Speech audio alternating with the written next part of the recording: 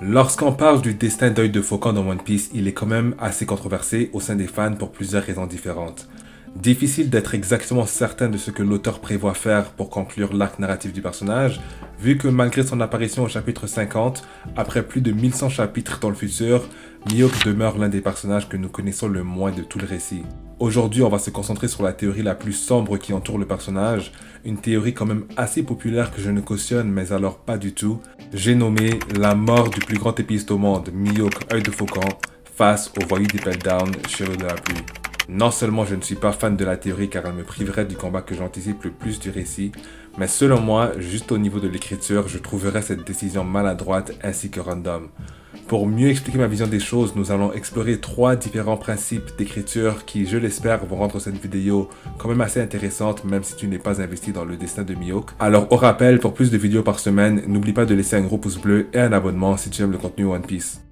Tout d'abord, afin de comprendre ce qui briserait le cœur de plusieurs fans avec cette conclusion morbide pour le personnage de Mihawk, comprenons que ce serait un choix non pas seulement déchirant pour les fans du personnage, mais également une décision questionnable en termes d'écriture. La meilleure façon de vous expliquer mon avis sera de comparer cette théorie à une autre théorie populaire qui, elle, en revanche, fonctionnerait très bien d'un point de vue littéraire. Une théorie étrangement similaire à celle qui nous propose la mort de Mihawk face à Shiryu, parlons de la mort de Shanks face à Teach. Bien que je ne sois moi-même pas super fan de la théorie que je trouve un peu cliché, commençons par le premier principe d'écriture sur 3 que nous allons explorer dans la vidéo, le fusil de Tchekhov. Le fusil de Tchekhov est un principe dramaturgique attribué au dramaturge Anton Tchekhov, selon lequel chaque détail mémorable d'un récit de fiction doit être nécessaire et irremplaçable et où aucun de ces éléments ne peut être supprimé. Tôt ou tard, on s'attend à ce que le fusil soit utilisé ou affecte la progression de l'histoire. Sinon, nul besoin d'avoir à inclure le fusil dans le décor. Dans l'œuvre de Masashi Kishimoto Naruto par exemple, lorsque Sasuke parle qu'il a pour but de tuer un certain homme au début de l'histoire, le fusil est installé. On s'attend alors à ce que Sasuke finisse un jour par confronter ce personnage dont on ignore encore le nom. Sinon, cette scène perdrait tout son sens. Il y a plein d'autres exemples que je t'invite d'ailleurs à laisser en commentaire. Maintenant, analysons pourquoi la théorie de la mort de Shanks face à Barbe Noire est si populaire.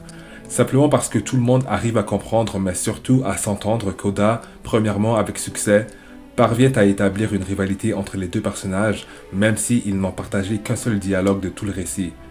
De leur passé en tant que moussaillons dans 2 équipages rivaux à la cicatrice de Shanks infligée par Teach, aujourd'hui ils sont certainement tous les deux Yonko, mais c'est surtout cette scène sur Marineford, dans ce contexte le fusil, qui va donner l'impression qu'un affrontement fatidique entre les deux personnages, suivi de conséquences permanentes qui pourraient affecter le reste de l'histoire, serait largement mérité.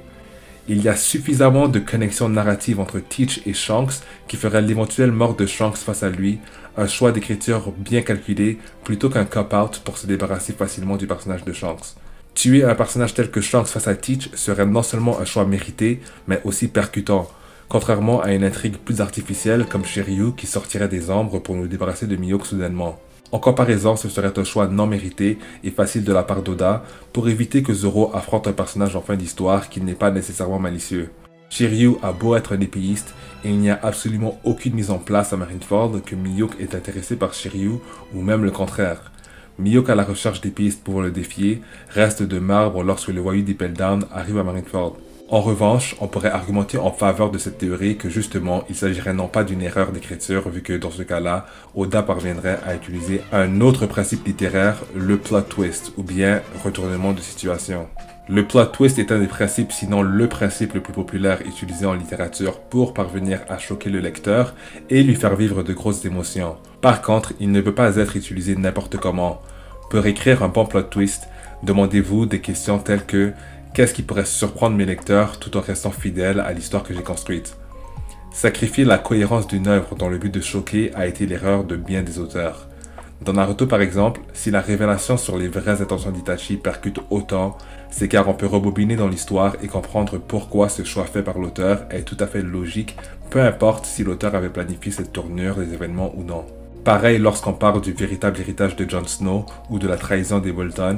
Dans ce cas-là, l'auteur transforme ce qui est perçu par les fans comme le fusil de Tchekhov en hareng rouge, le procédé de narration qui vise la mise en place d'une ou plusieurs fausses pistes pour aboutir à un retournement final non anticipé du public, donnant un tout autre sens à l'intrigue. Dans Game of Thrones, on s'attendait à ce que Robb et sa mère attaquent Casterly Rock pour nous distraire de ce qu'ils attendaient réellement.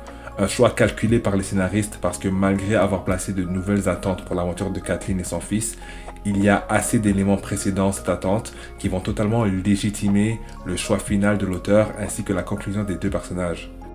Your family's always pissed on me. My lord, I... Don't deny it. You know it's true.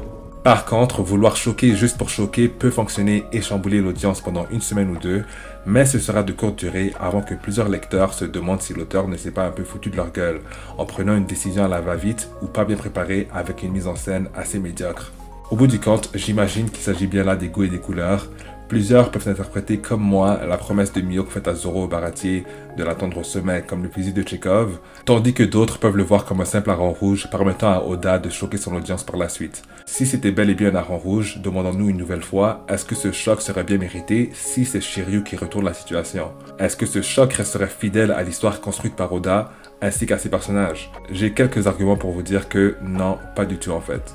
Comme dit plus tôt, si Teach tue Shanks, on évite le sentiment d'un plot device parce que leur rivalité est bel et bien établie. En revanche, si Shiryu tue Mihawk, cela pourrait sembler comme un moyen pratique d'éviter à Zoro de confronter Mihawk parce que Mihawk est devenu son sensei, au lieu de trouver un moyen créatif d'incorporer une réelle tension dans leur combat final. Voici donc mes 7 raisons pour lesquelles je pense que tuer Mihawk face à Shiryu serait une mauvaise idée. La rivalité de Zoro et Mihawk est une des plus vieilles intrigues secondaires de l'histoire. Les résoudre par les actions de Shiryu ne semblerait pas mérité et insatisfaisant, sachant que la deuxième ronde entre Zoro et Mihawk est un des combats les plus attendus de la part des fans. À savoir que la croissance et le développement de Zoro sont étroitement liés à sa rivalité avec Mihawk. Contourner leur revanche compromet la progression du personnage de Zoro. Ses fans s'attendent à ce qu'il triomphe de l'épéiste le plus fort au monde, rival de l'empereur Shanks, pas d'un voyou qui va se cacher les 3/4 du combat. La série a construit une rivalité Zoro-Mihawk. Ne pas tenir cette promesse décevrait les fans et donnerait l'impression d'une échappatoire si elle n'est pas remplacée par quelque chose de bien plus alléchant. Mihawk est un personnage fascinant de par une ancienne rivalité avec Shanks, un passé énigmatique et une attitude assez froide et méfiante qui semble avoir été forgée par un passé douloureux. Le tuer sans explorer sa profondeur serait un gaspillage de son potentiel. Il faut comprendre ce qui motive Zoro depuis le début de l'histoire. Ajouter aux motivations de Zoro une revanche personnelle pour son maître qui est tombé au combat n'a absolument rien à voir avec le personnage de Zoro et irait à l'encontre des valeurs du personnage. Zoro n'est pas un personnage vengeur comme on a pu le voir à Skypiea. Ce qui le pousse à surpasser Mihawk, c'est la promesse faite à sa meilleure amie et à son capitaine, et aussi un objectif personnel qu'il s'est donné depuis toujours. La série met l'accent sur l'importance de la croissance personnelle et du dépassement de soi, surtout lorsqu'on parle du personnage de Zoro. Demander à Shiryu de tuer Mihawk contredirait ce thème. La nature du pouvoir de Shiryu, c'est qu'il attaque en cachette, de manière sournoise. Une belle mise en place pour un power-up de Zoro, mais si le voyou d'Ippel Down triomphe d'un épéiste plus fort que le roux, nul besoin de comprendre qu'Oda utilisera sûrement l'avantage principal de Shiryu, la cachette. Alors que Zoro puisse après battre Shiryu car il a été plus chanceux ou mieux préparé, ne confirmerait pas à 100% qu'il a surpassé Mihawk et risque d'ouvrir un débat entre les trois personnages du style pierre, feuille, ciseaux.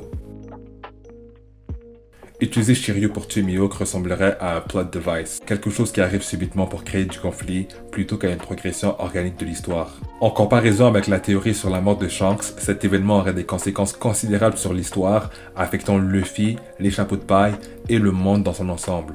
Cela créerait des tensions, ferait monter les enjeux et ferait avancer l'intrigue vu que Shanks, malgré un nombre faible d'apparitions, est un personnage établi. La mort de Shanks aux mains de Barbe Noire aurait une résonance émotionnelle compte tenu de son histoire et de son importance pour Luffy.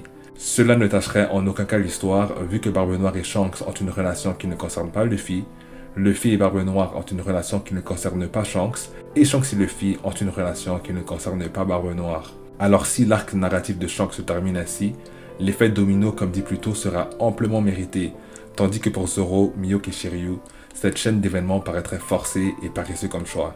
Ce serait comme si Oda jetait et crachait sur un de ses meilleurs build-up qu'il a mis en place avant même son chapitre 100, à cause d'un personnage, voilà, osef pour Zoro même après 1000 chapitres, Zoro n'en parle jamais. En gros, avoir Barbe Noire tuer Shanks évite le sentiment d'un plot device car leur rivalité est bien établie. En revanche, Shiryu tuant Mihawk pourrait sembler comme une façon paresseuse de clôturer l'une des histoires les plus attendues de la série. Je ne dis pas qu'il n'y a aucune manière pour qu'Oda arrive à écrire une telle continuité à l'histoire de Mihawk avec succès. Après tout, c'est lui l'auteur, mais j'en reste un grand sceptique pour toutes les raisons mentionnées plus tôt.